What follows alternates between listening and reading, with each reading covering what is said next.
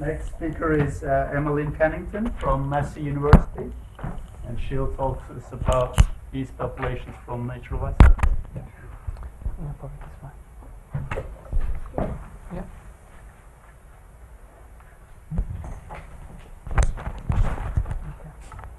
Can I ask you to sign the permission for the recording? Sorry? Can I ask you to sign the permission for the recording if you want to be Yeah, sure. Okay, Sure. you can do this, please. Okay, later. Great. Thank you. Hey, good afternoon, everyone. So my name is Emelyne Cunnington. Oops, sorry. My name is Emelyne Cunnington, and I'm a PhD student in Massey University with Thomas Pfeiffer. And today I'm going to present to you my PhD project, which focuses on the Crabtree effect in a population of yeast isolated from natural environment. So as everyone might know, ATP, or adenosine triphosphate, is a biochemical molecule which releases energy when hydrolyzed. This energy is thereafter used by the cells to support numerous biological processes, such as biosynthesis or motion. But ATP is particularly crucial for the cellular growth and reproduction. In order to produce ATP, yeast degrade sugar from their environment. And one of the favorite sugar of yeast is glucose. Glucose is first degraded into pyruvate during the glycolysis. This produces 2 net ATP to the cells. If yeast are in presence of oxygen, pyruvate is completely oxidized into carbon dioxide. This oxidation following the glycolysis is known as the respiration pathway, and this corresponds to the efficient metabolism, which provides up to 38 ATP to the cells. However, if no oxygen are present in the environment, yeast can convert pyruvate into ethanol. This conversion following glycolysis is known as the fermentation pathway, and fermentation is an inefficient metabolism because it produces solely 2 ATP to the cells. However, certain yeasts possess the ability to produce ethanol even in presence of oxygen, and this is known as the Crabtree effect. Crabtree positive yeast ferment sugar in addition to respiration, this in presence of oxygen when the concentration of sugar is high enough in the environment. One of the best known Crabtree positive yeast is the brewer yeast Saccharomyces cerevisiae. However, not every yeast exhibits an anaerobic alcoholic fermentation. That's why we also distinguish the Crabtree negative yeast, which solely relies on the respiration pathway in the same condition. The Crabtree effect can be observed in yeast culture through a typical growth. So on batch culture, the Crabtree effect relies on the dioxic shift. The dioxic shift corresponds to a difference in growth rate over time, breaking the growth curve in 2 distinct parts. During the first part, yeast have a high growth rate and consume the sugar under both fermentation and respiration. As the glucose is depleted from the environment, yeast switch their metabolism and use respiration to consume the second carbon source, which is ethanol. And this is observed by a slowdown in growth rate. On chemostat culture, the Crabtree effect is observed by a drop in population yield, and this as a function of the dilution rate. So the dilution rate corresponds to the rate at which a certain volume of culture is removed from the chemostat and replaced by the equal volume of fresh media. So as we can see on this graph, under a certain dilution rate, so here for about 0.38, the population yield remains constant, and yeast degrade sugar under the respiration pathway. The use of respiration is characterized by a coupling between the carbon dioxide production and the oxygen uptake. As the dilution rate increases above this critical value, the population yield drops down, and the carbon dioxide production became uncoupled to the oxygen consumption. The high production of carbon dioxide, is characteristic of the use of the fermentation pathway. However, as we can see, the oxygen remain uptake at a constant rate. That means above a dilution of 38 per hour, yeast use both fermentation and respiration to consume the sugar. If this demonstrates the occurrence of the Crabtree effect in yeast population, it remains clear, however, why yeast exhibits anaerobic alcoholic fermentation. And one explanation provided to these phenomena relies on the benefits of a higher rate in ATP production. So by definition, the rate of ATP production corresponds to the number of ATP produced over time, whereas the yield in ATP production corresponds to the number of ATP produced per molecule of glucose consumed. So if it is by fitting a higher yield in ATP production, yeast have an efficient metabolism, and this is beneficial at the level of the population, because by producing more ATP, yeast produce also more offspring.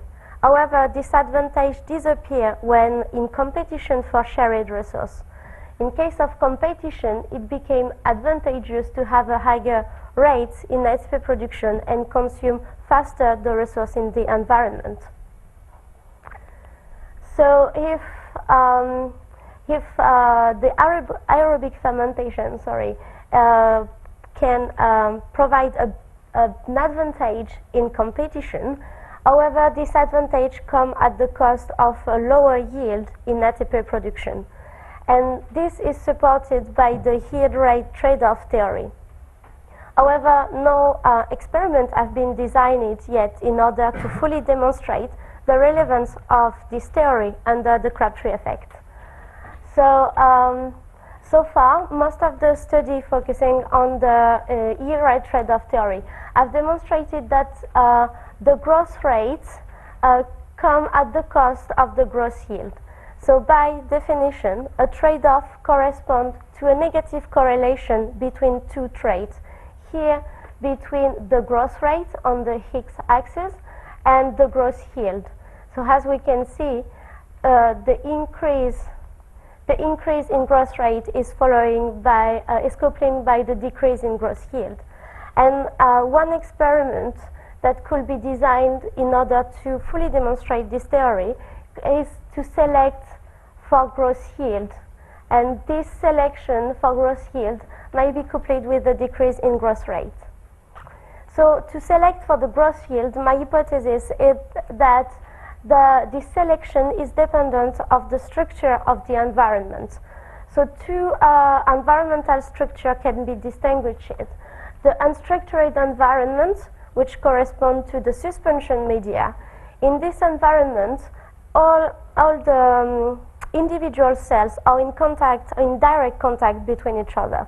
Therefore, in this structure, the competition is high, and Crabtree positive can get the advantage of the higher yield by outcompeting the Crabtree negative population. However, by using a structured environment which isolates every individual from each other, then the competition is removed from the environment, and then the Crabtree negative population can get the advantage of a higher yield. So this could also be explained in this schema. So here is represented population of Crabtree positive yeast in suspension media, so unstructured environment. In blue are the Crabtree positive yeast with which have a higher growth rate. If one mutant appears in the population which has a higher growth yield, then it will be quickly washed out in the environment, because it will not be able to take advantage of the resource as the Crabtree positive will fastly deplete the sugar of the environment by the higher growth rate, and therefore the individual cells with a higher growth yield will stop growing and be outcompeted. However, in a structured environment, such as here inverse emulsion media, the selection for growth yield will be possible. So the inverse emulsion media correspond to droplets of media surrounded by a lipid phase. In each droplet is encapsulated a single cell, and no connection or no exchange are possible between droplets. Therefore, each individual relies on their own local resource. And in this situation, because the cycle in droplets can be repeated by breaking down the droplet and then propagate fraction of the population.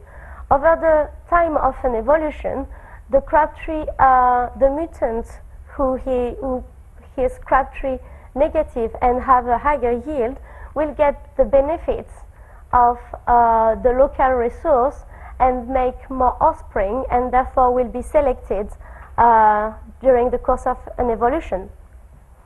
So by using this technique, after sequencing, so sequence between the Crabtree positive wild type and Crabtree negative mutant, the difference, the genome difference between both populations may allow me to isolate the natural adaptation of yeast behind the Crabtree effect. But as I said in the title of my presentation, I will work with natural environments, with natural population, And one of specific issue by working with natural population is the lack of marker. So during my first year of PhD, I have developed a technique which allow me to distinguish two subpopulations without any marker. This by using a time-lapse photography on growth of colony. I don't have the time to explain you properly this technique, but I have a poster, so if you are interested, please come and see my poster.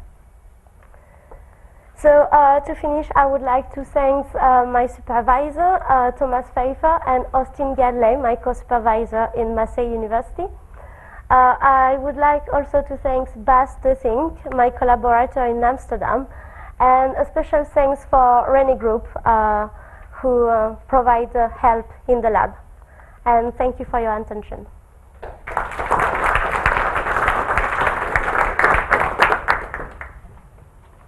Any questions? Yeah? So, well, based on my small amount of general knowledge, the other thing that fermentation does is produce alcohol, which kills a lot of other microorganisms, not yeast. But it kills other ones. Is that also a part of the benefit, I think? It's one, actually, it's one of the theory. It's another one.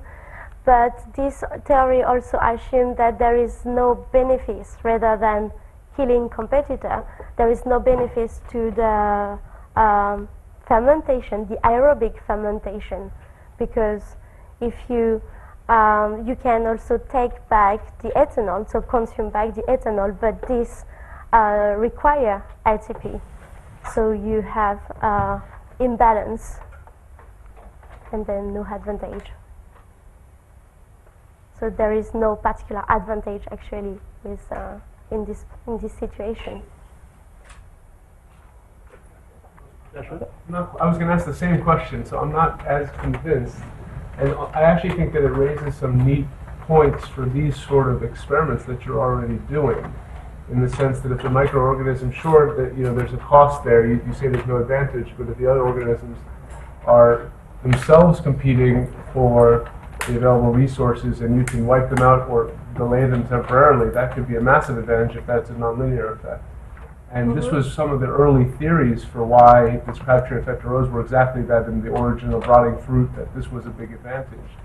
And I've seen people do reconstructions. One of my colleagues did the reconstruction of alcohol dehydrogenase. Yes. But I think that this first question was really pointing you in the direction of, can you do head-to-head competition with totally different strains that might otherwise outgrow them, but this may be a mechanism to...